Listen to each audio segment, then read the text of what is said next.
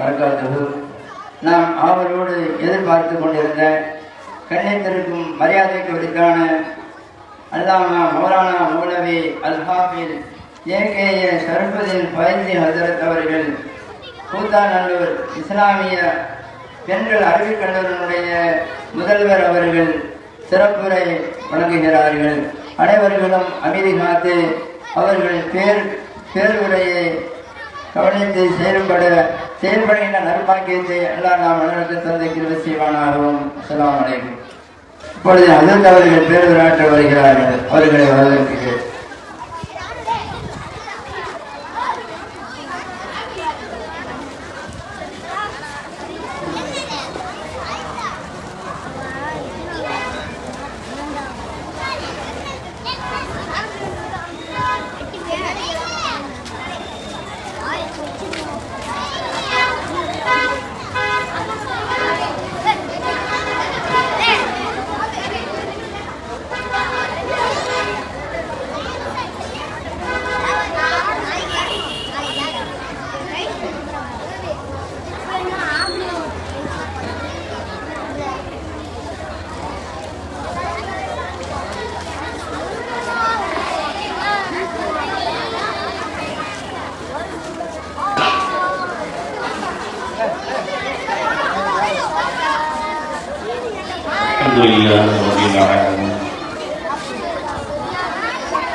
الصلاة والسلام على الرسول الكريم وعلى آله الطيبين وأصحابه الطاهرين والمسلمين والمؤمنين كلهم أجمعين. أما بعد،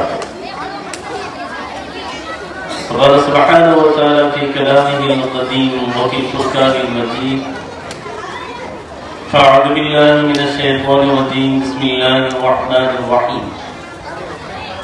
إن الله وملائكته يصلون على النبي يا أيها الذين آمنوا صلوا عليه وسلموا تسليما. صدق الله العلي العظيم وصدق رسوله النبي الكريم ونحن على ذلك من الشاهدين والشاكرين والحمد لله رب العالمين. அகிலம் படைத்த அல்லாஹ் சுப்ஹானஹு வ தஆலாவை போற்றி புகழ்ந்தவனாக அருமை தூதர் முஹம்மது ரசூலுல்லாஹ் ஸல்லல்லாஹு அலைஹி வஸல்லம் அன்னவர்கள் மீது ஸலவாத்துக்களையும் ஸலாத்தையும் குறித்தாக்கியவனாய் வழிமாறுகளின் நல்லாசைகளோடு எனது உரையை நான் தொடங்குகிறேன். அல்ஹம்துலில்லாஹ். முல்லைப்பட்டினம் ஜமாஅத் பெருமக்களுடைய பேர் ஆதரவோடு முஹய்யதீன் ஆடவர் ஜும்மா பள்ளிவாசலுடைய நிர்வாகமும் மஜ்லிஸுல் உலமா சபையும் இணைந்து நற்பாக்கியம் நிறைந்த நாற்பெரும் விழா முன்னெடுத்து நடத்தி கொண்டிருக்கிறார். இந்த சீரிய இந்த விழாவிற்கு தலைமையேற்று நடத்தி கொண்டிருக்கிற அன்பு நிறைந்த மிகுந்த மரியாதைக்குரிய ஆத்மார்த்தமான ஆசிரியர் பெருந்தகை டாக்டர் எம்.எஸ்.ஏ. ஜமாலி ஹசரத் அவர்களுக்கும் இந்த விழாவில் கிராத் ஓதி கீதங்கள் இசைத்து வாழ்த்துறை வழங்கிய உலமா பெருமக்கள் அத்துறை நபர்களுக்கும் மஸ்ஜிதினுடைய நிர்வாக பெருமக்கள் வாழ்த்துறை வழங்கிய மஸ்ஜிதினுடைய சங்கையான தலைவர் அவர்களுக்கும் அறிமுக உரை மிக நேர்த்தியாக சமர்ப்பித்து அமர்ந்திருக்கிற கண்ணியம் நிறைந்த மௌலவி அய்யூப் அவர்களுக்கும் நன்றி வழங்குவதற்காக எதிர்பார்த்து கொண்டிருக்கிற முகமது தாரிக் ஜமாலி அவர்களுக்கும் இந்த விழாவுக்கு வருகின்ற பெரியோர்கள் ஜமாஅத் பெருமக்கள் தாய்மார்கள் உங்கள் அத்துணை நபர்களுக்கும் ஆரம்பமாய் அஸ்ஸலாமு அலைக்கும் வரஹ்மத்துல்லாஹி வபரகாத்துஹு. பெண்களுக்கு தனி இட வசதி உண்டு என்று நோட்டீஸில் அடித்திருக்கிறார்கள். ஆனால் தாய்மார்களுடைய வருகையும் அந்த சபையில் நிரம்பி வழிகிற காட்சியை பார்க்கிற பொழுது இங்கு ஆண்களுக்குத்தான் தனி இடம் தேவை என்று தோன்றுகிறது. அந்த அளவுக்கு தாய்மார்கள் பெரும் திரளாக மிக அழகிய பருதாக்களோடு அண்ணன் நபிகளுடைய முஹப்பத்தை இதயத்தில் தாங்கி ஸலவாத்திலும் பேர் மருந்தை உள்ளத்திலும் நாவுகளிலும் பெருக்கெடுக்க செய்தவண்ணம் இந்த மஜ்லிஸில் நீங்க வந்து அமர்ந்திருக்கிற இந்த கண்கொள்ளா காட்சியை பார்க்கிற பொழுது ஆயிரம் மகோரிகள் பெண்கள் கூட வெட்கப்பட்டு கொஞ்சம் ஒதுங்கி விடுவார்கள். அவ்வளவு பாக்கியமற்ற பெண்களாய் நீங்கள் அமர்ந்திருக்கிறீர்கள். உங்களுக்கு மீண்டும் ஒரு முறை அஸ்ஸலாமு அலைக்கும் வரஹ்மத்துல்லாஹி வபரகாத்துஹு. அன்பு நிறைந்தவர்களே, ஒரு 10 கோடி ஸலவாத் என்ற மிக பிரமாண்டமான ஒரு சமர்ப்பணத்தை இந்த விழா சமர்ப்பித்துக் கொண்டிருக்கிறார். இந்த தருணத்தில் உங்களுடைய சிந்தனையில்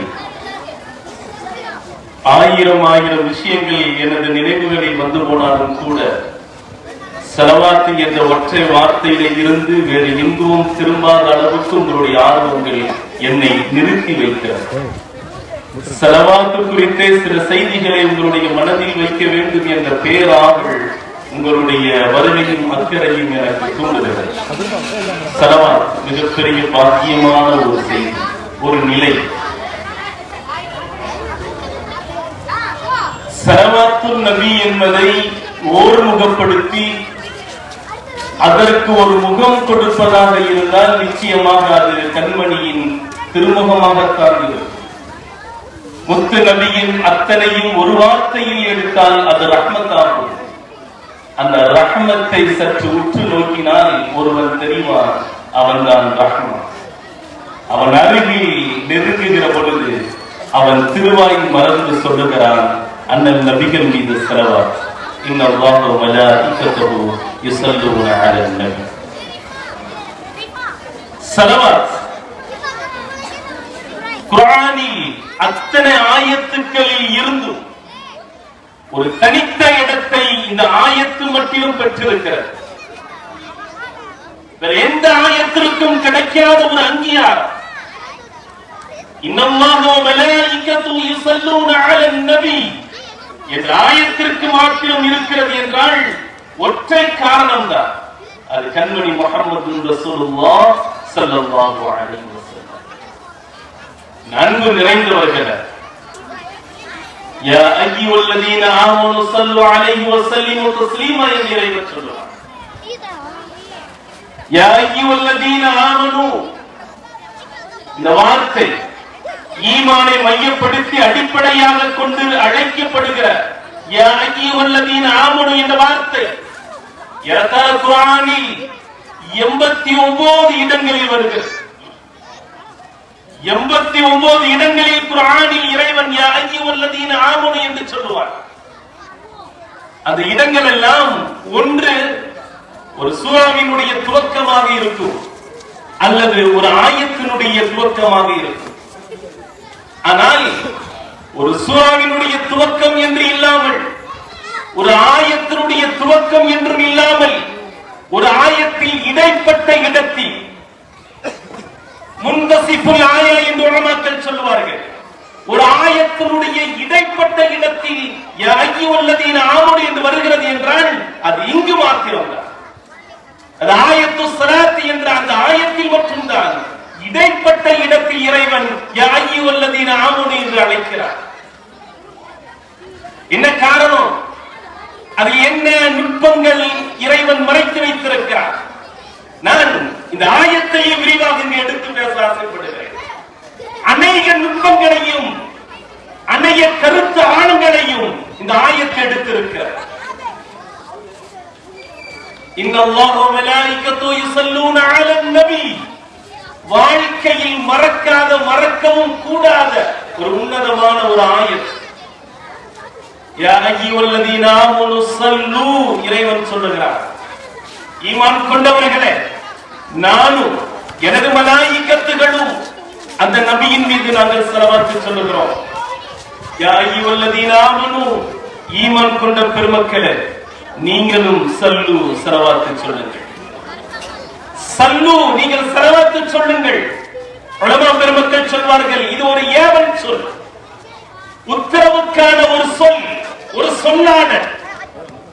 இதை மையப்படுத்தி உலமாக்கள் எழுதுவார்கள், இது ஃபரலாக வரும், தெளிவாக வரும். இது ஒரு கட்டளையாக வருகிறது. ஸலவாத் என்பது இந்த ஆயத்தின் வழியாக இறைவன் உத்தரவிடுகிறான், ஏவுகிறான், கடமையாக்குகிறான், கட்டாயப்படுத்துகிறான் என்பதாக உலமாக்கள் விளக்கம் சொல்வார்கள். அந்த விளக்கத்தில் இருந்து சற்று விலகி நான் ஒரு செய்தியை இங்கு பதிவு செய்கிறேன். இந்த ஆயத்தில் இருக்கிற உத்தரவு, யா அய்யுஹல்லதீன ஆமனு ஸல்லு, ஈமான் கொண்டவர்களே நீங்களும் ஸலவாத் சொல்லுங்கள் என்ற அந்த உத்தரவு என்பது இது கட்டளை என்ற வடிவத்தில் வந்திருக்கிறதா என்றால், இந்த ஸலவாத் என்ற இபாதத் லைஸ பித்தக்லீஃப், இது கட்டளை என்ற அடிப்படையில் வரவில்லை, இது உத்தரவு என்ற அடிப்படையில் வரவில்லை, இது நமது தலைக்கு மேல் வைக்கப்பட்ட கடமை என்ற அடிப்படையிலும் இல்லை. இது தக்லீஃப் கிடையாது. கடமையாக இறைவன் சொல்லவில்லை, கடமையாக இறைவன் ஆக்கவில்லை. காரணம், கடமை என்பது ஒரு அழுத்தத்தை இங்கு கொடுக்கும், அது காணும் கீழ் வந்துவிடும், ஒரு அழுத்தத்தையும் ஒரு சுமையையும் கொடுக்கும். உதாரணத்துக்கு சொல்லுகிறார், நோன்பு இருக்கிறது, இந்த அடுத்த நோன்பு வருகிறது, ரமதான் மாதத்தில் நோன்பு வைக்கிறோம். அந்த நோன்பு நமக்கு கடமையாக்கப்பட்டிருக்கிறது. கடமை என்ற காரணத்தினால் தான் நாம் நோன்பு வைத்துக் கொண்டிருக்கிறோம் இல்லையா? எத்தனை பேர் நம்ம இடத்தில் அதை விரும்பி நோன்பு வைப்பவர்கள் உண்டு? அந்த ரமதான் மாதத்தினுடைய நோன்பை விரும்பி என்ற நிலையில் பிரியப்பட்டு எத்தனை நபர்கள் நோன்பு வைக்கிறார்கள்? கடமை என்பதனால், பரவு என்ற அழுத்தத்தினால் தான் இங்கு கடமைகள் நடந்து கொண்டிருக்கிறது. ஏன் தொழுகை கூட, தொழுகைக்கு அநேக சிறப்புகள் இருந்தாலும் கூட அந்த தொழுகை அது கட்டாய கடமை என்ற அழுத்தத்தினால் தான் இங்கு நடந்து கொண்டிருக்கிறார். அடுத்து மிஅராஜ் வருகிறது இல்லையா? இன்றைக்கும் பேசுவது உண்டு இல்லையா? ஹஜ்ரத் மூஸா அலைஹிஸ்ஸலாம் ரொம்ப நல்ல மனிதர். அவர் பார்த்து ஒரு கருணை காட்டியது 50 வக்துகள் எப்படியாக ஆனது, 5ஆக ஆனது இல்லையா? அந்த 5 வக்து கூட இன்னைக்கு சில பேர் சொல்வது உண்டு, இவ்வளவு குறைச்சவங்க மூஸா அலைஹிஸ்ஸலாம் இன்னும் குறைக்க சொன்னார்கள். நம்ம கண்மணி ஸல்லல்லாஹு அலைஹி வஸல்லம் வந்து யோசித்து 5ஐயும் குறைச்சிருக்க வேண்டாம், அந்த ஃபஜ்ர் தொழுகையை மட்டும் கொஞ்சம் குறைச்சிருக்காங்க. இன்றைக்கும் ஃபஜ்ர் தொழுகை சுமையாக இருக்கு. எத்தனை நபர்களுக்கு ஃபஜ்ர் தொழுகை இன்றைக்கு கடுமையான பாடம். தொழுகை இபாதத்துகளில் முதன்மைப்பட்டிருக்கிற நிலையில் இருந்தாலும் கூட விரும்பி தொழக்கூடியவர்கள் நம்மில் எத்தனை நபர்கள்? கடமை என்ற அழுத்தத்தில் தான் இன்றைக்கு எல்லா காரியங்களும் நடந்து கொண்டிருக்கிறார். கடமை என்று வந்துவிட்டால் அது சட்டத்திற்கு கீழ் வந்துவிடும். அதில் ஒரு அழுத்தம் வரும், அதில் ஒரு நிபந்தனை வரும், அது ஒரு உத்தரவு என்பதை நம்மை நிர்பந்தப்படுத்தும். கண்மணி ஸல்லல்லாஹு அலைஹி வஸல்லத்தின் மீது ஸலவாத் சொல்லுதல் கடமை என்ற அழுத்தத்தில் வரக்கூடாது.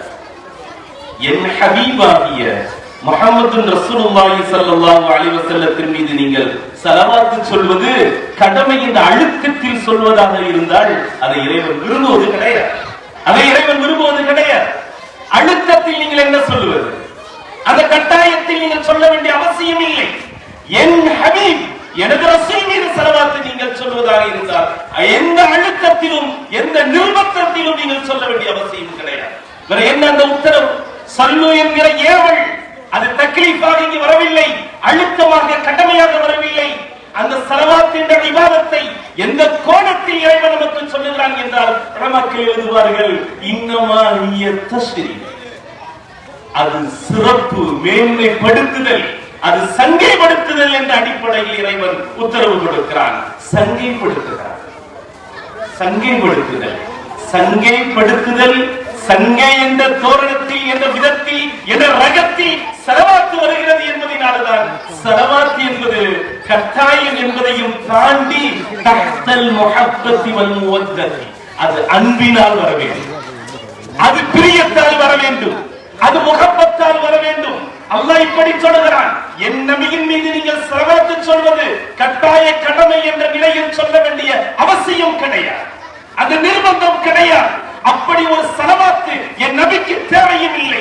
என் நபியின் மீது நீங்கள் அன்பு வைத்திருந்தால், என் நபியின் மீது நீங்கள் முஹப்பத் வைத்திருந்தால், என் நபியை உயிருக்கு மேலாக நேசித்து ஸலவாத் சொல்வதாக இருந்தால் அப்படி ஸலவாத் சொல்லுங்கள். காரணம், இந்த ஸலவாத்தின் இபாதத்தை நான் கட்டாய அழுத்தம் என்று சொல்லவில்லை, அது தஸ்ரீஃப். என் நபிக்கு நான் செய்கிற சங்கை, என் நபிக்கு நான் செய்கிற மேன்மை, என் நபியை நான் உயர்வுபடுத்துகிறேன். அது இன்னமாகிய ஸலவாத் என்பது நபிகளை மேன்மைப்படுத்துகிறார். அன்பினால், முஹப்பத்தினால், நபிகள் மீது கொண்டிருக்கிற பாசத்தால் வெளிப்படுகிற ஒரு இபாதத்து தான் ஸலவாத். எனவேதான் அல்லாஹ் ரப்பல் ஆலமீன் அந்த ஸலவாத் என்ற இபாதத்தில் தன்னையே முற்படுத்திக் கொண்டார். இன்னல்லாஹ், ஸலவாத்தில் அல்லாஹ் தன்னையே முற்படுத்திக் கொண்டார். இறைவன் இந்த சட்டத்திற்குள், இந்த இபாதத்திற்குள் வருகிறான் என்பதை சொல்லுகிறது. இது கானூன், சட்டம் என்பது அல்ல, இது சிறப்பு தன்மை பெற்றது. அதனால்தான் இறைவன் இங்கு வருகிறான். இறைவன் தன்னை முன்னிலைப்படுத்திக் கொள்கிறான். என் ஹபீபுக்கு ஸலவாத் சொல்வதில் நான் தான் முதன்மையானவன், முன்னிலை பெற்றவன், எனக்குத்தான் அந்த உரிமை இருக்கிறது. என் ஹபீபை நேசிப்பதிலும் நான் முதன்மை பெற்றவன், என் ஹபீபை சங்கைப்படுத்துவதிலும் நான் மேன்மை பெற்றவன், என் ஹபீபுக்கு ஸலவாத் செய்வதிலும் நான் முதன்மையானவன், நான் முதலானவன் என்று அல்லாஹ் தன்னை முற்படுத்துகிறான். இன்னல்லாஹ, என் அன்பு நிறைந்தவர்களே, இந்த உலகத்தில் கண்மணியின் மீது முஹப்பத் என்ற விதத்தில் அல்லாஹ்வை மிஞ்சி யாராலும் முஹப்பத் வைத்து விட முடியாது. எங்கள் கண்மணியை சங்கைப்படுத்துவதில் இறைவனை மிஞ்சிய ஒரு நிலை இந்த உலகத்தில் கிடையாது. அல்லாஹ்வை மிஞ்சிய முஹப்பத் எங்கள் கண்மணி மீது வைக்கவும் முடியாது. அல்லாஹ்வை மிஞ்சிய சங்கை எங்கள் கண்மணிக்கு யாராலும் சமர்ப்பிக்கவும் முடியாது.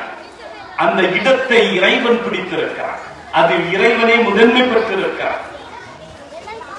ஆயிரம் ஆயிரம் மௌலிதுகள், வரிகள், வாக்கியங்கள், கவிதைகள் இருந்தாலும் கூட என்ற மௌலிதை மிஞ்சிய ஒரு வரி, ஒரு மௌலிது இந்த உலகத்தில் கிடையாது. எங்கள் அண்ணன் நபிகளினுடைய புகழையும் சிறப்பையும் மேன்மையும் எழுதுகிற ஆயிரம் வரிகள் இருந்தாலும் கூட என்ற அந்த வரியை விட உயர்ந்த வரிகள் இந்த உலகத்தில் கிடையாது. எங்கள் நபிகளை, எங்கள் கண்மணியை புகழ்வதிலும், சங்கைப்படுத்துவதிலும், மேன்மைப்படுத்துவதிலும், ஸலவாத் சொல்வதிலும் ரப்பல் ஆலமீன் தான் முதன்மை பெற்றிருக்கிறார். அந்த இடத்தை இறைவன் தக்க வைத்துக் கொண்டான். அந்த இடத்தை இறைவனை எடுத்துக் கொண்டான். அதனாலதான் அந்த ஆயத்தில் ஸலவாத் சொல்லுங்கள் என்று சொல்ல வருகிற ஆயத்தில் தன்னையே முதல் ஆளாக வைக்கிறான். இன்னல்லாஹ, அல்லாஹ்வை மிஞ்சி யார்தான் நபிக்கு சங்கை செய்து விட முடியும்? அல்லாஹ்வை மிஞ்சி யார்தான் நபிகளை நேசித்து விட முடியும்? அல்லாஹ்வை மிஞ்சி யார்தான் நபிக்கு ஸலவாத் செய்திட முடியும்? யாராலும் ஸலவாத் செய்துவிட முடியாது. என் அன்பு நிறைந்தவர்களே, அதனாலதான் அல்லாஹ் ரப்பல் ஆலமீன் என் ஹபீபாகிய முஹம்மது ரசூலுல்லாஹ்வுக்கு ஸலவாத் செய்தல் இந்த உலகத்தில் எந்த படைப்புக்கு, எந்த படைப்பாலும் முடியாது. அது இயலாது, அதற்கு சாத்தியமே இல்லை. என் நபிக்கு ஸலவாத் செய்வது என்னை தவிர யாராலும் முடியாது என்பதனால்தான் அல்லாஹ் ஸலவாத்தினுடைய சீகாவை, ஸலவாத்தினுடைய வாக்கியத்தை இப்படி அமைக்கிறான். அல்லாஹும்ம ஸல்லி அலா. ஸலவாத்தினுடைய வார்த்தை எப்படி இருக்கிறது? அல்லாஹும்ம, அல்லாஹும்ம ஸல்லி அலா. அல்லாஹும்ம இறைவா, அல்லாஹும்ம இறைவா, ஸல்லி அலா முஹம்மத், எங்கள் நபிகள் நாயகத்தின் மீது நீ ஸலவாத் செய்வாயா. வார்த்தை அமைப்பு எப்படி இருக்கிறது? அதனுடைய பொருள் எப்படி இருக்கிறது? உலமாக்கள் அமர்ந்திருக்கிறார்கள். அல்லாஹும்ம ஸல்லி அலா, இறைவா நீ ஸலவாத் செய்வாயாக. உஸல்லி, நான் ஸலவாத் செய்பவனாக இல்லை. இறைவா நீ ஸலவாத் செய்வாயாக. எதனால்? அல்லாஹும்ம, அல்லாஹ் என்ன சொல்ல வருகிறான்? நம்மை எந்த இடத்தில் வைக்கிறான்? அல்லாஹும்ம இன்னி அஜிஸு அனிஸ் ஸலாத்தி அலா சய்யிதினா முஹம்மத்.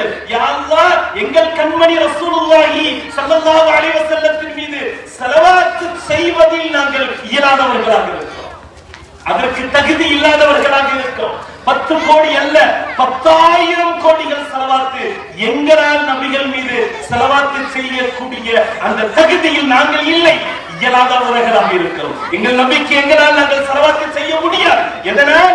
லா அஅரிஃபு கத்ர ஹபீபினா முஹம்மதின் ஸல்லல்லாஹு அலைஹி வஸல்லம். காரணம், கண்மணியினுடைய குத்ரத்தை, கண்மணியினுடைய மர்தபாவை, நபிகளுடைய உயர்வை யா அல்லாஹ் நீ மட்டுமே முழுமையாய் அறிந்தவனாய் இருக்கிறாய், எங்களால் அது அறிய முடியாது. முஹம்மது என்ற கமாலியத்தை புரிந்தவர் இந்த உலகத்தில் யாரும் கிடையாது. முகமது என்ற கமாலியத்தினுடைய குதிரத்தை, அதனுடைய கதிரை, அதனுடைய மேன்மையை, அதனுடைய மருத்துவரை, அதனுடைய உயர்வை அல்லாஹ் மாத்திரம் தான் அறிந்திருக்கிறான். அவனால் மட்டும் தான் அறிய முடியும். அந்த கமாலியத்தை அவனால் மட்டுமே முழுமை பெற முடியும், முழுமையாய் உள்வாங்க முடியும். நம்மளால் முடியாது. படைத்தவன் அவன். படைத்தவனுக்கு தான் அந்த முழுமை தெரியும். முஹம்மது ரசூலுல்லாஹ்வினுடைய கதிரை நம்மளால் முழுமையாக அறிய இயலாதவர்களாக இருக்கிறோம், அறியாதவர்களாக இருக்கிறோம். அவர்களுடைய கதிரி என்ன, அவர்களுடைய உயர்வு என்ன, அவர்களுடைய மேன்மை என்ன நமக்கு தெரியாது. அதை அந்த எல்கையை நம்மளால் அடைய முடியாது. அந்த எல்லை எங்கே இருக்கிறது என்று நம்மளால் கண்டுகொள்ள முடியாது. அதற்கு ஒரு அளவு சொல்ல முடியாது. இன்னைக்கு சொல்லுகிறார்கள், நபிகளை அளவு கடந்து நேசிக்கிறார்கள், அளவு கடந்து நேசிக்கிறார்கள். அந்த அளவு எங்கே இருக்கு என்று தெரியாமல் நாங்கள் திணறிக் கொண்டிருக்கிறோம்.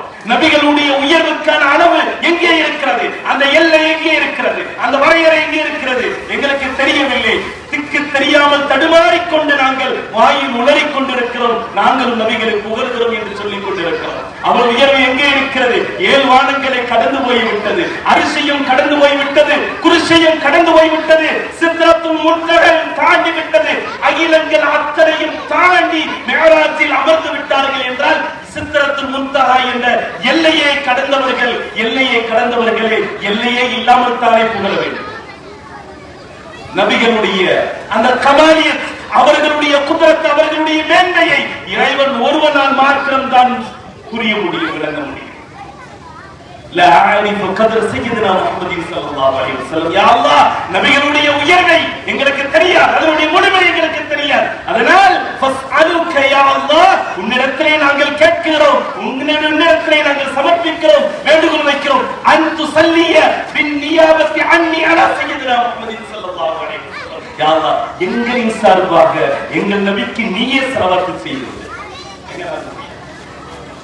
நீயே ஸலவாத் செய்து.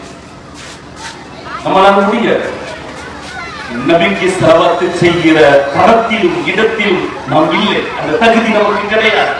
அதனாலதான் அல்லாஹும்ம ஸல்லி அலா, யா அல்லாஹ் நீ ஸலவாத் செய். உஸல்லி என்று சொல்லக்கூடாது, உஸல்லி என்று சொல்லால் கூட நான் ஸலவாத் செய்கிறேன் என்று சொல்பவர்களுக்கு கூட தெரியும் அது அவர்களால் இயலாத காரியம். நபிகளின் மீது ஸலவாத் செய்கிற ஒரே தகுதி இறைவனுக்கு மாத்திரம் தான் இருக்கிறது. அதனால்தான் இறைவன் சொல்லிவிட்டார், நீங்கள் யாரும் எங்களது நபிக்கு, எனது ஹபீபுக்கு ஸலவாத் செய்ய வேண்டாம். நீங்கள் ஸலவாத் செய்கிறதா இருந்தால் அதை என்னிடமே ஒப்படைத்து விடுங்கள், அந்த பொறுப்பை என்னிடத்திலே கொடுத்து விடுங்கள் என்று சொல்ல வருகிற இறைவன் அல்லாஹும்ம ஸல்லி அலா என்று வார்த்தையை அமைத்து சொல்லித் தருகிறார். ஸலவாத்தின் உரிமை பெற்றவன் அல்லாஹ், முதலாக சொன்னவனும் அல்லாஹ், அதை தொடங்கியவனும் அல்லாஹ், அதில் முன்னால் நிற்பவனும் அல்லாஹ், அதை முன்னிலை பெற்றிருப்பவனும் அல்லாஹ், அந்த முழுமையை கடந்தவனும் அல்லாஹ் மாத்திரம். ஸலவாத்தில் அல்லாஹ் எப்படி தன்னை இணைத்திருக்கிறான் என்பதை யோசிக்கிற பொழுது, சிந்திக்கிற பொழுது ஸலவாத்தினுடைய மகிமை அது எல்லை கடந்து போய் கொண்டிருக்கிறது என்பதை நம்மால் உணர முடியும். இன்னல்லாஹ அல்லாஹ் வ மலாயிகத்துஹு, அடுத்து மலக்குமார்கள் வருகிறார்கள். இந்த ஸலவாத்தினுடைய விஷயத்துக்கு யார் வருவார்? மலாயிகத்துகள் வருகிறார்கள். என் அருமையான அல்லாஹ்வின் நல்லடியார்களே, மலாயிகத்துகளுக்கும் ஒரு விதி வந்து விட்டது, மலக்குமார்களுக்கும் ஒரு விதி பிறந்து விட்டது. என்ன? நபிகள் மீது கட்டாயம் ஸலவாத் சொல்லியே ஆக வேண்டும். மலாயிகத்துகளுக்கு மாத்திரம் அல்ல, இந்த உலகத்தில் மலக்குமார்கள் முதல் கொண்டு நமது ஈமான் வரையில் அத்தனையும் தீர்மானிக்கிற இடத்தில் இருப்பவர்கள் முஹம்மது ரசூலுல்லாஹ் ஸல்லல்லாஹு அலைஹி வஸல்லம். மலக்குமார்களை தீர்மானிப்பது ஸலவாத்து நபி ஸல்லல்லாஹு அலைஹி வஸல்லம்.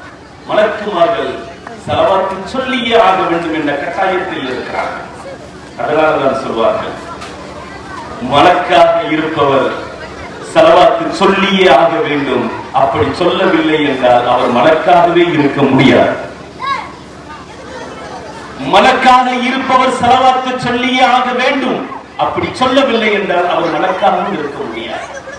மலக்கு என்பதை தீர்மானிப்பது ஸலவாத். சஹாபாக்கள், சஹாபாக்களை சஹாபிகளாக வார்த்தெடுத்தது, அந்த தரத்தில் நிறுத்தியது நபிகளுடைய ஸலவாத் தான். இபாதத்துகள் அல்ல, நபியின் ஸலவாத். நமது ஈமானை முழுமைப்படுத்துவதும் ஸலவாத், நமது ஈமானை உறுதிப்படுத்துவதும் ஸலவாத். அத்தனையும் தீர்மானிக்கிற இடத்தில் இருப்பது நபிகளுடைய ஸலவாத். மலக்குமார்களை மலாயிக்கத்துகள் என்ற ஸ்தானத்தில் நிறுத்தியது ஸலவாத்துன் நபி. சஹாபிகளை சஹாபத்து என்ற அந்த நிலையில் இருக்க செய்ததும் ஸலவாத்துன் நபி. வலிமார்களை விலாயத் என்ற நிலையில் உயர்த்தி பிடித்ததும் ஸலவாத்துன் நபி. நமது ஈமானை உறுதிப்படுத்துவது ஸலவாத்துன் நபி, நமது ஈமானை முழுமைப்படுத்துவதும் ஸலவாத்துன் நபி, நாளை ஷஃபாஅத் கிடைக்கப்பெற செய்வதும் ஸலவாத்துன் நபி, நபிகளின் அருகில் நம்மை கொண்டு போய் நிறுத்துவதும் ஸலவாத்துன் நபி. ஃபஸல்லு அலன் நபி. அத்தனையும் தீர்மானிக்கிற இடத்தில் ஸலவாத்துன் நபி இருக்கிறார். ஸலவாத்தை மாத்திரம் வைத்து விலாயத்து பெற்ற அநேக வழிமார்கள் வரலாற்றில் இருக்கிறார்கள். ஸலவாத்தை வைத்து மாத்திரம் ஞானம் பெற்ற ஐம்மாக்கள், இந்த இஸ்லாமிய சமூகத்தினுடைய உலமாக்கள், இமாம்கள் அனைவரும் வரலாற்றில் இருக்கிறார்கள். ஸலவாத்து தான் தீர்மானிக்கிறது. மலாயிக்கத்துகளை அந்த மலக்கியத்தில் நிலை நிறுத்தியது ஸலவாத்து நபி ஸல்லல்லாஹு அலைஹி வஸல்லம். அல்லாஹ் வருகிறார், மலாயிக்கத்துகள் வருகிறார்கள். அதற்கடுத்து யா அய்யுஹல்லதீன ஆமனூ, நாம் ஈமான் கொண்டவர்கள். ஈமான் கொண்டவர்கள் என்பதின் அடையாளமே ஸலவாத் தான். அதனால்தான் ஸலவாத் ஆயத்திற்குள் அல்லாஹ் யா அய்யுஹல்லதீன ஆமனூ என்று சொல்லுகிறார். என் அன்பு நிறைந்தவர்களே, இந்த ஸலவாத் என்பதும் நாம் நமக்குமான அந்த பந்தம். ஸலவாத்துக்களை பற்றி உலமாக்கள் இங்கு பேசினார்கள். நிறைய சிறப்புகளை பல பயான்களில் கேட்டிருக்கிறோம். பல பயான்கள் சகல சங்கடங்களையும் தீர்ப்பது ஸலவாத்து நபி என்றெல்லாம் படித்திருக்கிறோம், பேசியிருக்கிறோம், கேட்டிருக்கிறோம். சகல பாக்கியங்களையும் கொடுப்பது ஸலவாத்து நபி என்றெல்லாம் பயான் கேட்டிருக்கிறோம். என் அன்பு நிறைந்தவர்களே, ஒரு முஸ்லிம் சகல பாக்கியங்களையும் பெறுகிறான், சகல சங்கடங்களை விட்டு பாதுகாக்கப்படுகிறான் என்றால் இது மிகப்பெரிய ஒரு அற்புதம், இது மிகப்பெரிய ஒரு முஅஜிஸா. இது நிகழ்வது என்பது ஸலவாத்தினால் என்று வருகிற பொழுது, ஸலவாத்தினால் இந்த ஒரு மாற்றம், சகல சங்கடங்களை விட்டு பாதுகாக்கப்படுகிறான், சகல பாக்கியங்கள் கொடுக்கப்படுகிறான் என்ற நிலைக்கு ஸலவாத் அவனை கொண்டு வந்து நிறுத்துகிறது. அப்படி நிறுத்துகிற இடம் எந்த இடம் என்பதை நாம் கொஞ்சம் தெளிந்தால், அறிந்தால் இன்னும் ஆச்சரியமாக. எப்படி ஸலவாத் எடுத்து, இந்த ஸலவாத் எடுத்தவுடன் இந்த ஸலவாத் நம்மளை எங்கே கொண்டு வந்து நிறுத்துகிறது, சகல பாக்கியங்களும் எப்படி கிடைக்கிறது, அத்தனை முசீபத்துகளை விட்டு இவன் பாதுகாக்கப்படுகிறான்.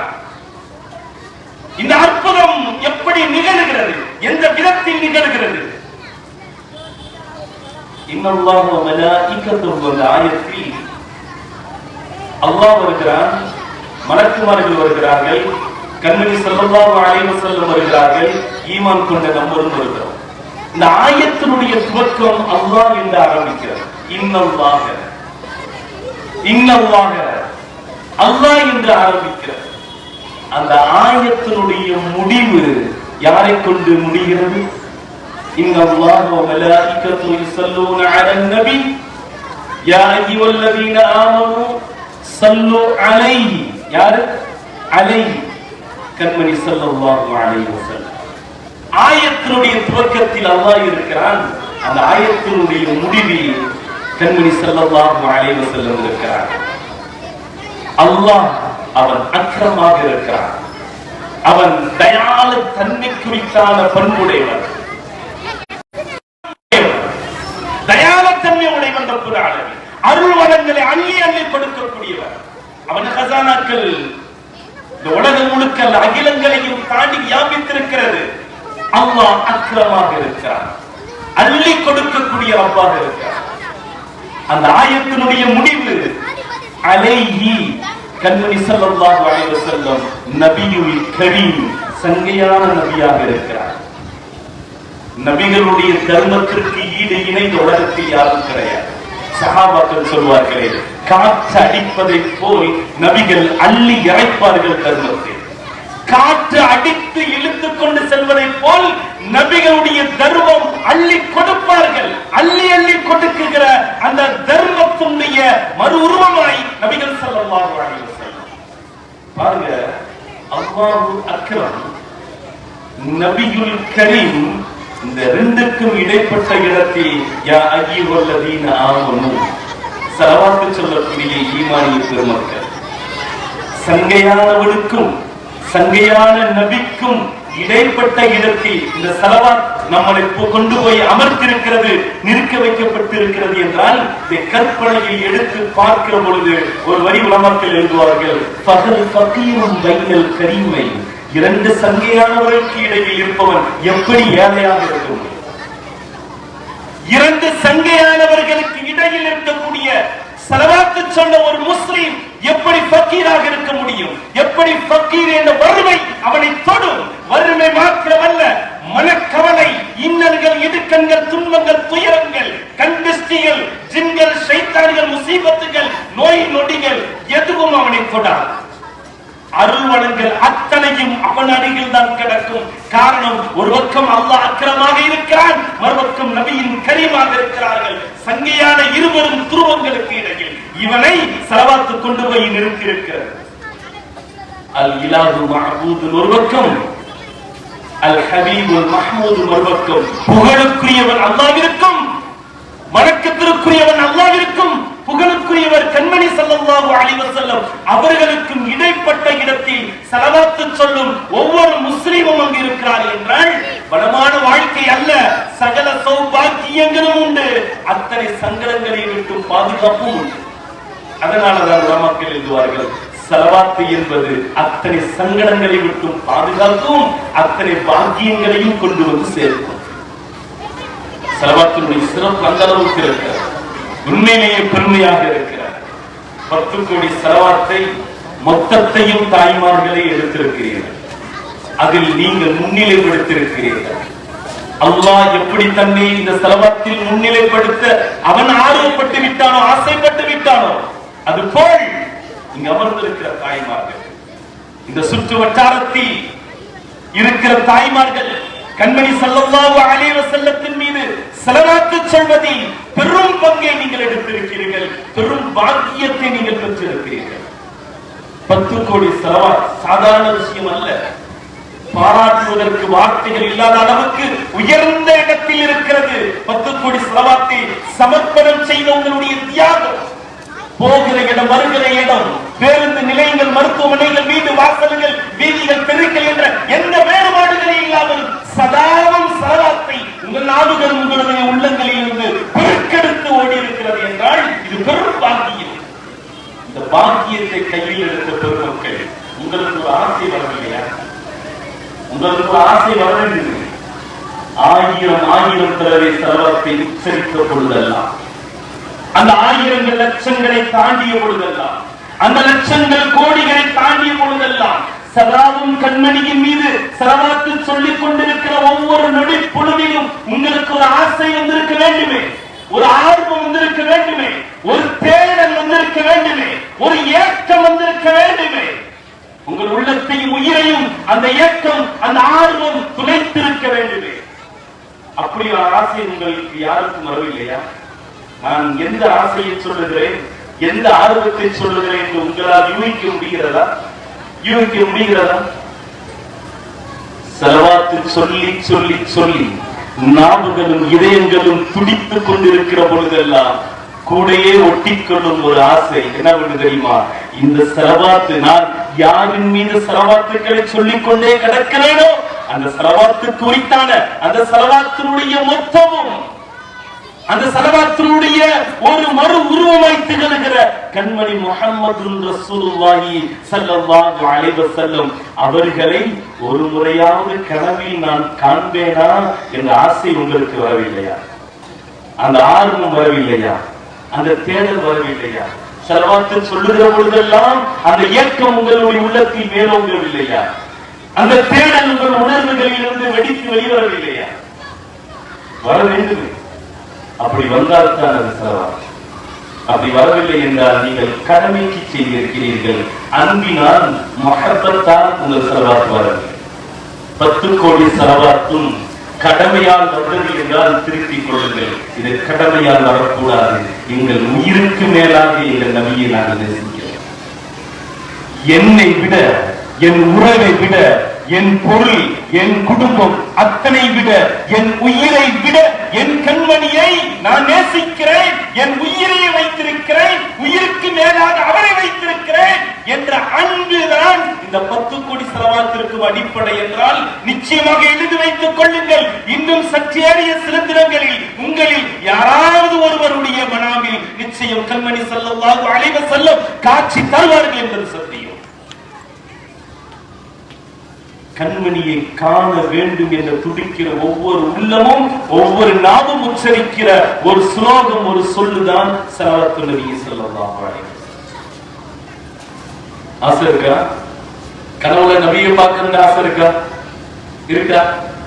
கை காட்டுங்க. எண்ணிக்கை ரொம்ப கம்மியா இருக்கு. 3 கை இருந்தால் தூக்க ஆசையா இருக்கு, 100 கை இருந்தால் தூக்க ஆசையா இருக்கு. கண்மணி ஸல்லல்லாஹு அலைஹி வஸல்லம் அவர்களே கனவில் காண்பதற்கான ஒரு 4 வழிமுறைகளை சொல்லி என் பயானை நான் நிறைவுபடுத்துவேன். கனவில் காண்பது, நபிகள் சொன்னார்கள், மன் ரஆனி ஃபில் மனாமி ஃபகத் ரஆனி. எவர் ஒருவர் என்னை கனவில் காண்கிறாரோ அவர் என்னையே கனவில் காண்கிறார், என்னை மட்டுமே காண்கிறார். அது எந்த மாற்றமும் குழப்பமும் இல்லை. அது மாதிரி இது மாதிரி என்பது அல்ல. தெளிவாய் கண்மணியை கனவில் கண்டால் அது தெளிவாக இருக்கும், அது தெளிவாக இருக்கும், அதில் எந்த குழப்பமும் இருக்காது. நபிகள் சொன்னார்கள், ஃபகத் ரஆனி, நிச்சயமாக சத்தியமாய் அவர் என்னையே கண்டார். 4 விஷயம்.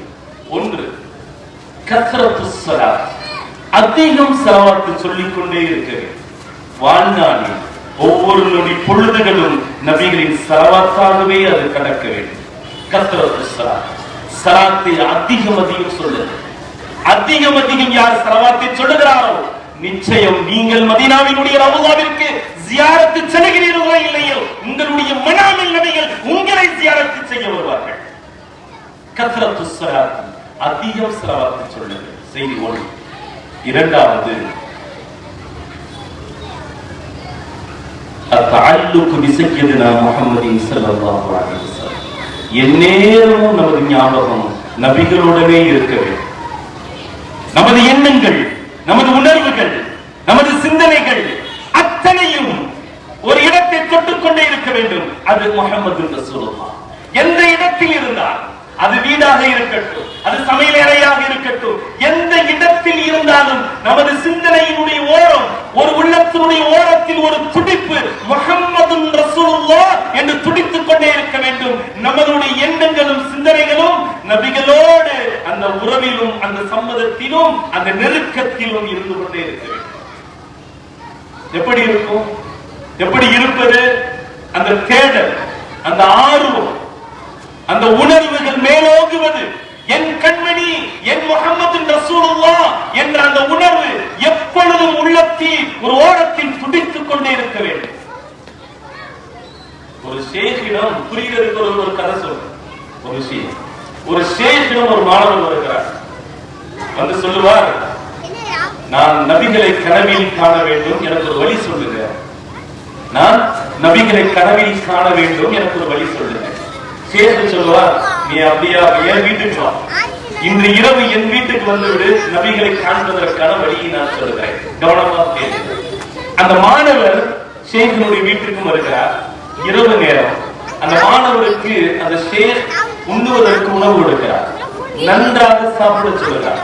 அந்த மாணவர் நன்றாக சாப்பிடுகிறார், நல்லாவே சாப்பிடுகிறார், மகிழ்ச்சியோடு சாப்பிடுகிறார், சந்தோஷத்தோடு சாப்பிடுகிறார். காரணம், இன்று இரவு நபிகளை காண்பதற்கான வழி ஷேக் சொல்லித்தர போறாங்க.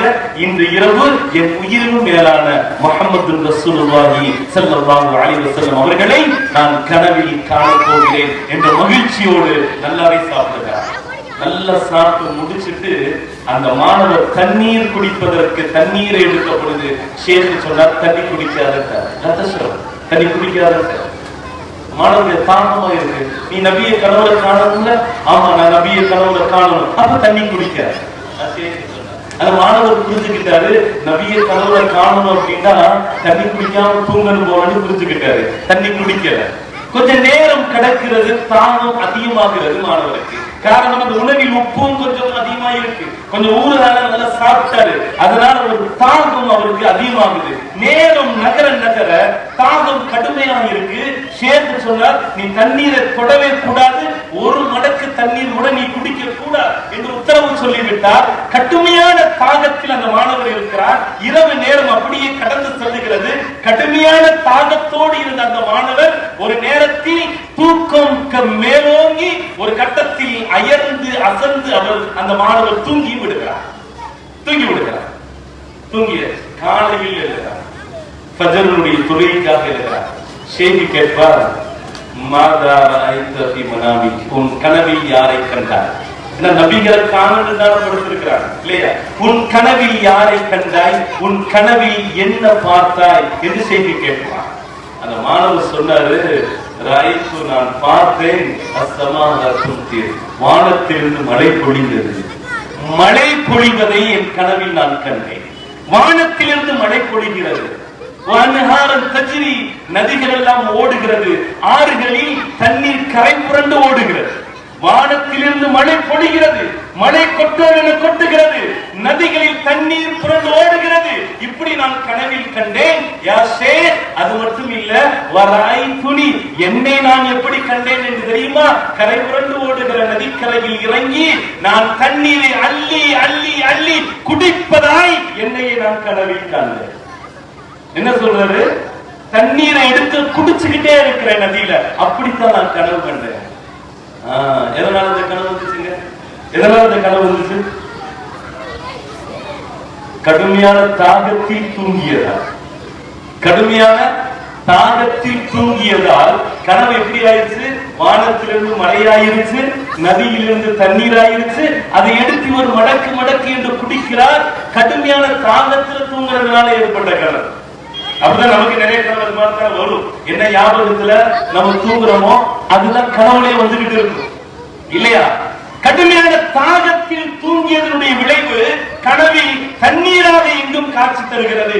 இவர் தண்ணீரை குடித்துக் கொண்டிருக்கிறார். ஷேഖ் சொன்னார், இதுதான், இப்பொழுதுதான் உனக்கு நான் பாடம் நடத்த போகிறேன். ஷேഖ் சொல்லுவார், என்ன சொல்லுவார்? ஹீனமா தஹ்தரிகு ரூஹுக ஷௌகன் இலா ருயத்தி நபியினா முஹம்மதின் ஸல்லல்லாஹு அலைஹி வஸல்லம், நபியை காண்கிற அந்த அன்பு, அந்த பிரியம் உன்னதனுடைய உயிரை துளைக்க வேண்டும், அது சுட்டெரிக்க வேண்டும். எதை போல்? கமா தரக பதனுக மின் ஷித்தத்தில் அதர், எப்படி கடுமையான தாகம், கடுமையான தாகம் உன் உடலை சுட்டெரித்ததோ, கனவின் வழியில் தண்ணீரை கொண்டு வந்து நிறுத்தியதோ, அதுபோல் நபிகள் மீது கொண்டிருக்கிற அளவு கடந்த அன்பு, நபிகளை காண வேண்டும் காண வேண்டும் என்ற ஆர்வம், அந்த முஹப்பத், அந்த பிரியம் உனது உயிரை துளைக்க வேண்டும், உன் உள்ளத்தில் ஊடுருவ வேண்டும், உன் உயிரில் வரையில் அது செல்ல வேண்டும். சதா நாடியதும் நபிகளை கனவில் காண வேண்டும் என்ற அந்த பிரியமும் வேட்கையும் துடிப்பும் ஏக்கமும் உனது உயிரை துடித்துக் கொண்டே இருக்க வேண்டும்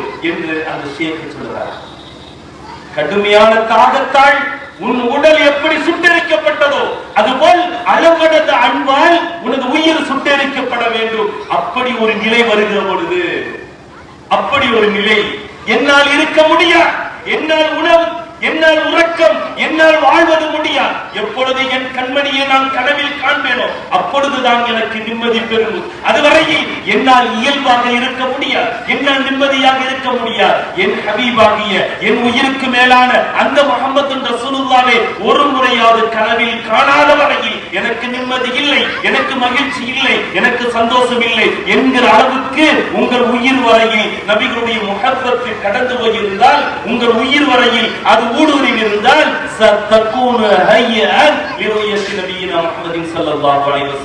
அப்பொழுது நபிகளை கனவில் காண்கிற தகுதியை நீ பெறுகிறார். நபிகளை கனவில் காண்கிற தகுதி எப்பொழுது வரும்? சும்மா அப்படியே வந்துற அன்பு பெருக்கெடுக்கிறேன், நபிகள் மீது முஹப்பத்து இந்த உடல் மொத்தமும் அபகரிக்கப்பட்டு உச்சந்தலையிலிருந்து உள்ளங்கால் வரை மொத்தமும் நபிகளுடைய முஹப்பத்திற்காகவே வாழுகிற உடலாக, வாழும் ஜடமாக, நடமாடும் உயிராக நாம் எப்பொழுது மாறுகிறோம்? அப்பொழுதுதான் நபிகள் நமது கனவில் காட்சி தருகிறார்கள். கனவில் நபிகளை பார்க்கிற பாக்கியமும் அதற்கான தகுதியும் தரமும் அப்பொழுதுதான் நமக்கு கிடைக்கும் என்ற பாடத்தை அந்த ஷேக் அந்த மாணவருக்கு சொல்லிக் கொடுப்பார். தாழ்ந்து, இதுதான் தாழ்ந்து. எந்நேரமும் நபிகளின் ஞாபகம், எந்நேரமும் சிந்தனை முழுக்க ஆயிரம் ஆயிரம் வேலைகளுக்கு இடையில் உள்ளத்தின் ஒரு ஓரத்தில் முஹம்மது ரசூலுல்லாஹ் பிடித்துக் கொண்டே இருக்கிறது. நபிகள் மீது இருக்கிற முஹப்பத்து அது உயிர் பெற்றுக் கொண்டே இருக்க வேண்டும். நபிகள் மீது கொண்டிருக்கிற அன்பு சற்றும் குறையாமல் நாளுக்கு நாள் அதிகரித்துக் கொண்டே இருக்க வேண்டும். அப்படித்தான் சஹாபாக்கள். சஹாபாக்களுடைய தரம் பிரிக்கப்படுகிறது. இவர் பெரிய சஹாபி, இவர் அடுத்த சஹாபி என்ற தரம் எல்லாம் இபாதத்துகள் அடிப்படையாக வைத்த அல்ல, நபிகள் மீது முஹப்பத், நபிகள் மீது தஅல்லுக் வைத்ததின் அடிப்படையாகத்தான் இந்த தரங்கள் பிரிக்கப்பட்டிருக்கிறது.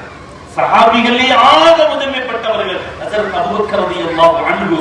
அந்த அளவுக்கு நபிகளுடைய சதா சிந்தனையிலேயும் அவர் முதன்மை பெற்றவராகவே இருந்தார். ஒரு செய்தியை சொல்லுது. ஹஜ்ஜத்துல் வதாவை நபிகள் முடித்துக் கொண்டு மதீனாவுக்கு வருகிறார்கள். வருகிற வழியிலேயே சற்று உடல்நல குறைவு ஏற்படுகிறது. அன்றில் இருந்து நபிகளுக்கு உடல்நல குறைவு என்பது தொடர்ந்து கொண்டே இருக்கிறது. தொடர்ந்து துல்ஹஜ் மாதம் கழிகிறது. அதடுத்து முஹர்ரம் வருகிறது, சஃபர் வருகிறது, ரபீல் அவ்வல் பிறை 12 வரையில் ஓயாத உடல்நல குறைவிலேயே தொடர்ந்து நபிகள் இருந்தார்கள். ஹஜ்ஜத்துல் வதா முடிந்து உடல்நல குறைவோடு மதீனாவில் இருக்கிற செய்தி மதீனத்து மக்கள் அத்துணை சஹாபாக்களுக்கும் போகிறது. எங்கள் உயிருக்கு மேலாக நேசிக்கிற ஒருவர் உடல்நல குறைவோடு அல்லவா இருக்கிறார் என்ற கவலையோடு சஹாபாக்கள் மதீனாவுக்கு படையெடுத்தார்கள். எல்லா சஹாபாக்கள் மதீனாவுக்கு வந்தார்கள். மஸ்ஜித் நபவியில் கூட்டம் இருந்து கொண்டே இருக்கிறது. சஹாபாக்கள் கவலையோடு பேசுகிறார்கள், கண் கலங்குகிறது, கவலையோடு இருக்கிறார்கள். எங்கள் நபிக்கு உடல்நல குறைவு ஏற்பட்டு விட்டது என்ற வருத்தத்தோடு மஸ்ஜித் நபவியில் இருக்கிறார்கள். நபிக்கு செய்தி சொல்லப்படுகிறது. சஹாபாக்களுடைய கவலையும் அவர்களுடைய கண்ணீரும் மஸ்ஜித் நபவியிலே கடக்கிறார்கள் உங்களை காண்பதற்காக என்ற செய்தி வந்த பொழுது நபிகள் ஸல்லல்லாஹு அலைஹி வஸல்லம் வீட்டை விட்டு வெளியில் வந்து மஸ்ஜித் நபவிக்கு வருகிறார்கள். மெம்பரில் ஏறுகிறார்கள். ஹம்து ஸலவாத் சொல்லுகிறார்கள். பலகனி ஹஸ்னுக்கும் அலை, உங்களுடைய கவலைகள் எனக்கு எடுத்து சொல்லப்பட்டது. நீங்கள் என் மீது வைத்திருக்கிற கவலையை நான் அறிகிறேன். உங்களை விட்டு பிரிந்து விடுவேனோ என்று நீங்கள் வருத்தப்படுவதை நான் உணர்கிறேன். ஆனாலும் யா அய்யுஹன் நாஸ் லைஸ மௌஇதுனா ஹுனா, நாம் வாடுகிற இடம் இது அல்ல. இன்னமல் மௌஇதுனா லல் ஹவுத், நாம் ஹவுத் என்ற அந்த தடாகத்தில் நாம் சந்திக்க இருக்கிறோம் என்றெல்லாம் அந்த சஹாபாக்களுக்கு உபதேசம் செய்துவிட்டு நபிகள் ஓதினார்கள். சூரத்துன் நஸ்ர், இதா ஜா நஸ்ருல்லாஹ் என்ற அந்த சூராவை ஓதினார்கள். நமக்கு தெரியும் அந்த சூரா இஸ்லாத்தினுடைய வெற்றியும் இஸ்லாம் பெரிய அளவில் வளர்ந்து வரும் என்ற செய்தி எல்லாம் அந்த சூரா சொல்வதோடு ரகசியமாக ஒரு செய்தியும் சொல்லுகிறது. என்ன செய்தி அது? ஒரு இஷாரா, ஒரு சமிக்கை. நபிகளுடைய பணி முடிந்து விட்டது, நபிகளுடைய நபித்துவம் என்ற வேலை முடிந்து விட்டது, இனிமேல் நபிகள் வேலையை முடித்து விட்டு இறைவன் பக்கம் செல்லுகிறார்கள் என்ற ரகசிய செய்தியையும் அந்த சூரா சொல்லுகிறது என்பதை நாம் பயானிலே கேட்டோம்.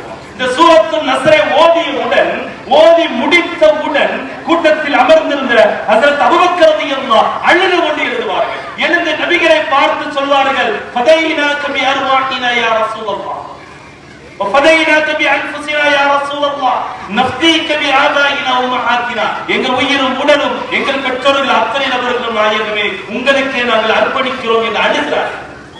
சஹாபாக்கள் எல்லாம் சொல்வார்கள், இந்த அபூபக்கருக்கு என்ன வந்து விட்டது, இவர் ஏன் அழுகிறார்? நபிகள் ஒரு செய்தியை சொல்லிக் கொண்டு வருகிறார்கள். இடைமறித்து எழுந்து அழுது இவர் கத்துகிறாரே என்று எல்லா சஹாபாக்களும் அந்த நேரத்தில் அபூபக்கர் ரலியல்லாஹு அன்ஹு அவர்களை குறைபடுத்தினார்கள்.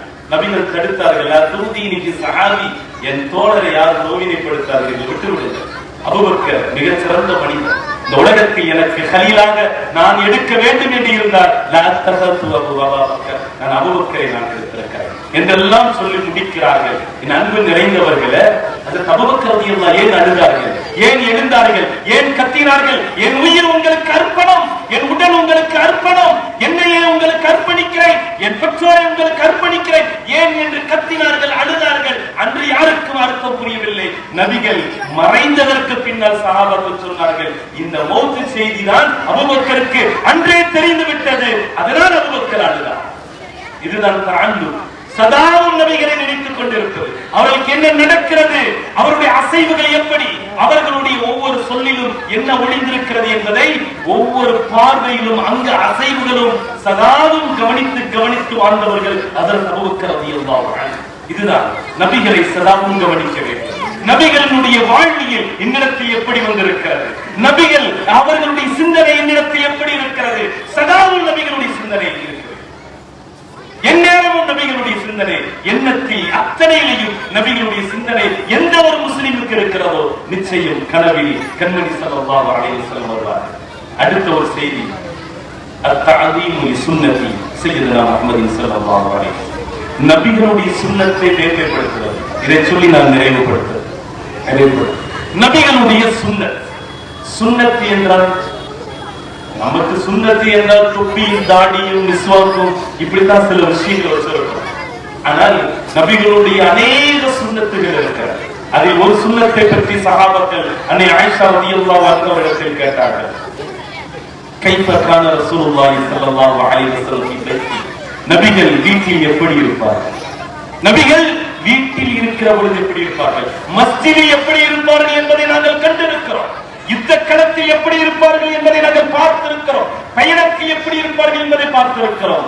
ஆயிஷா அவர்களே, உங்களோடு இல்லறத்தில் வீட்டில் இருக்கிற பொழுது நபிகள் எப்படி இருப்பார்கள், வீட்டில் நபிகளுடைய நிலை என்ன எங்களுக்கு சொல்லித்தார்கள். ஆயிஷா அழகா சொன்னார்கள், குன்த இதா ராய்தஹு ஃபி தரிகி காதிமன் இலா பைத்தி, வீட்டிற்காக நபிகள் தெருவில் நடந்து வருகிற அந்த நடந்து வருகிற காட்சியை நீங்கள் பார்த்தால் கம்பீரத்தால் அவர்கள் ஒரு படை நடப்பதை போன்று நடந்து வருவார்கள். நபிகளுடைய நடையில் ஒரு அழகு இருக்கு, அந்த அழகில் ஒரு ஆளுமை இருக்கு, அந்த ஆளுமையில் இந்த அகிலம் அத்தனையும் அடங்கி இருக்கும். நபிகள் நடந்தால், தெருக்களில் வீதிகளில் நடந்தால் ஒரு படை நடப்பதை போன்று கம்பீரமாய் நபிகள் நடப்பார்கள். வீட்டுக்குள் நுழைந்து விட்டால் கான வாஹிது மின்னா, எங்களில் ஒரு நபராக மாறிவிடுவார், எங்களில் ஒரு நபராக சாதாரணமாக மாறிவிடுவார். சாதாரணமாக வீட்டுக்கு வெளியில், வாசப்படிக்கு வெளியில் இருந்த கம்பீரம், அந்த ஒரு படையின் தோரணை வீட்டுக்குள் வந்தால் இல்லாமல் போகும். சாதாரணமாக எங்களில் ஒருவரை போதும். அல்லாஹ் அக்பர். எவ்வளவு பெரிய சுன்னத். ஆயிஷா அதோட நிறுத்தல, எங்களில் ஒருவராய் எப்படி இருப்பார் அதையும் விளக்குறாங்க.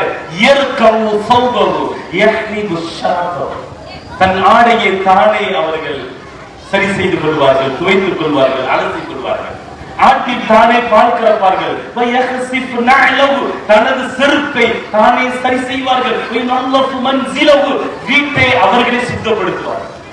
இப்படி ஆடைகளை துவைப்பதிலும், செருப்பை சரி செய்வதிலும், ஆட்டில் பால் கறப்பதும், வீட்டை தானே சுத்தம் செய்து எங்களில் ஒருவராகவே மாறிவிடுவார்கள். முஹம்மது ரசூலுல்லாஹ் ஸல்லல்லாஹு அலைஹி வஸல்லம். இதுதான் சுன்னத்தான வாழ்க்கை. சுன்னத்தான வாழ்க்கை இதுதான். வீட்டில் எப்படி இருக்க வேண்டும்? வெளியில் 1000 நிலைகள் இருக்கலாம். நீ ஜமாத்துக்கு தலைவராக இருந்திருப்போ, ஜாமியா பள்ளியின் தலைவர் இமாமா இருந்திருப்போ, நீ அமைச்சராக இரு, முதலாளியா இரு, என்னவோ இருந்திருப்போ, வெளியில் 1000 நிலைகள் இருக்கலாம். ஆனால் வீட்டுக்குள் நீ யாராகத்தான் இருக்க வேண்டும்? ஒரு அன்பான கணவன் என்ற ஒரு நிலை மட்டும்தான் இருக்க வேண்டும். இதை தாண்டி எது வந்துடக்கூடாது, வரக்கூடாது. வெளியில் எப்படி வேணாலும் இருக்கலாம். வீட்டின் வாசப்படியில் செருப்பை கலட்டுகிற பொழுது அத்தனை பதவிகளையும் உயர்வுகளையும் அத்தனையும் கலட்டி வைத்து, இந்த வீட்டில் நான் ஒரு அன்பான கணவன் என்ற ஒரே அடையாளத்தோடு யார் வீட்டுக்கு நுழையிறாரோ அதுதான் சுன்னத்தை ரசூலுல்லாஹ். அப்படிதான். நான் ஜாமியா மஸ்ஜிதினுடைய இமாம் ஆலிம் சாதருக்கு சேர்க்கலாம். நீங்க மஜ்லிஸ் உலமாவே உட்கார்ந்து, நான் ஜாமியா பள்ளி இமாம், அதனால கட்டிய தலப்பாவை கலட்டவே மாட்டேன். வீட்டுக்குள்ளேயும் தலப்பா கட்டிட்டே உட்கார்ந்து, வீட்டுக்குள்ளேயும் தலப்பா கட்டிட்டே உட்கார்ந்தா என்ன ஆகும்? தலப்பா மட்டும்தான் கட்ட முடியும், தலப்பா மட்டும்தான் கட்ட முடியும், வேற ஒண்ணுதான் இருக்கு. வீடுன்னு வந்து தலப்பா தொப்பிலும் கலட்டு, அது மெஹராபிலையும் மெம்பரிலையும் தலப்பா தொப்பி. வீடு என்பது நீ ஒரு கணவன். இல்ல இல்ல இல்ல, நான் பெரிய ஜாமியா மஸ்ஜிதினுடைய தலைவர், ஜமாத்து தலைவர், அப்படி அந்த கிரிப்ட் அந்த இல்லையே போய் வீட்டுக்குள்ள உட்காந்து ஜமாத்து தலைவர் தான் நம்ம சொல்லிடுறோம். நீ பள்ளியை சொல்லி போகணும், நீ ஜமாத்து தலைவராக தான் பள்ளியை சொல்லி போயிரு. முத்தவள்ளி, அதனால வீட்லயே நான் முத்தவள்ளி பெரிய முதுகுவள்ளி, அதெல்லாம் வரக்கூடாது. நான் பெரிய பணக்காரன், வீட்டுக்குள்ள போய் பெரிய பணக்காரன், நான் 10 பேருக்கு முதலாளி, வீட்டுக்குள்ளே நான் போய் முதலாளி. எவ்வளவு பெரிய ஆளா இருந்திருக்கோம், எவ்வளவு பெரிய மார்க்கெட் வச்சிருக்கிறது, எவ்வளவு பெரிய பிசினஸ் மேன், எவ்வளவு பெரிய கோடீஸ்வரர், நம்ம 5 வாரி 5-10 கோடிக்கு முதலாளியாவே இருந்து போட்டுமே. கம்மியா சொல்றோம், சொன்னாங்க 5-10 கோடி வச்சிருக்கிறாங்க, உங்களை கடவுளை கூட்டு போவாங்க. என்னவோ இருந்துட்டு போட்ட வெளியில 1000 அடையாளங்கள், ஆனால் வீட்டுக்குள் அடியெடுத்து வைத்தால் அன்பான கணவன் இந்த ஒரே ஒரு ஐடென்டி மட்டும்தான் இருக்கிறது. இன்னைக்கு சில பேர் வீட்டுக்குள்ளேயே தன்னை நாட்டாமன்னு சொல்லிக்கிட்டே இருக்கா, அந்த காலமே முடிஞ்சு போச்சு.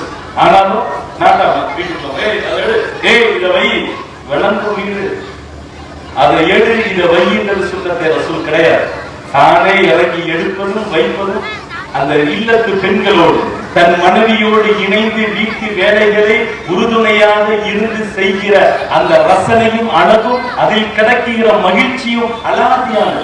அதை இறங்கி செஞ்சு பாருங்க. அவங்க வெங்காயத்தை வெட்டுறப்ப நீங்க ஒரு தக்காளியை வெட்டி பாருங்க, அவங்க வீட்டை துடைக்கிறப்ப நீங்க கொஞ்சம் தண்ணியும் எடுத்து கொடுத்து பாருங்க, அவங்க துணியை துவைக்கிற பொழுது நீங்க கொஞ்சம் அலசி கொடுங்க, அது வாஷிங் மிஷின்ல போட்டாலும் குறைஞ்சபட்சம் பட்டனையாவது போட்டு விடுங்க. அவங்க என்னென்ன வேலைகள் செய்யறார்களோ அவர்களோடு இணைந்து வீட்டு வேலையில் நீங்கள் இறங்கி, நான் உங்கள் முதலாளி, பெரிய அசரத்து, பெரிய ஒரு பிசினஸ்மேன், பெரிய ஒரு அமைச்சர், மினிஸ்டர் என்ற தரத்தில் இருந்து உங்களை இறக்கி மனைவிக்கு மனைவியாக, ஈடாக, இணையாக, துணையாக, உயிருக்கு உயிராக, உறவுக்கு உறவாக, அன்புக்கு அன்பாக, அரவணைப்புக்கு அரவணைப்பாக அவளோடு இணங்கி இறங்கி அவள் வேலையில் சற்று பங்கெடுத்து நீங்கள் செய்கிற பொழுது ஏற்படுகிற மகிழ்ச்சி இருக்கிறது. அல்லாஹ் அக்பர். 1000 ஊரில் பெண்களை வீச்சுகிற அழகாக அல்லாஹ் ஒரு அழகை உங்களுக்கு அவளிடத்திலிருந்து காட்டுவான். நீங்கள் அவளோடு அரவணைப்போடு உறுதுணையாக வேலை செய்கிற பொழுது அவள் உங்களை பார்த்து கண் கலங்குவாள். அந்த கண்ணில் நீங்கள் மட்டும்தான் இருப்பீர்கள். மன நிறைவோடு மனைவி உங்கள் முகத்தை, நான் உங்களை பார்த்து சொல்லிட்டு இருக்கிறேன், இல்ல இவங்க மன நிறைவோடு உங்கள் மனைவி உங்களை பார்த்து சிரித்தால் எழுதி வைத்துக் கொள்ளுங்கள், நீங்கள் சொர்க்கத்திற்கு தகுதியானவர். இதுதான் சுன்னத்தான வாழ்க்கை.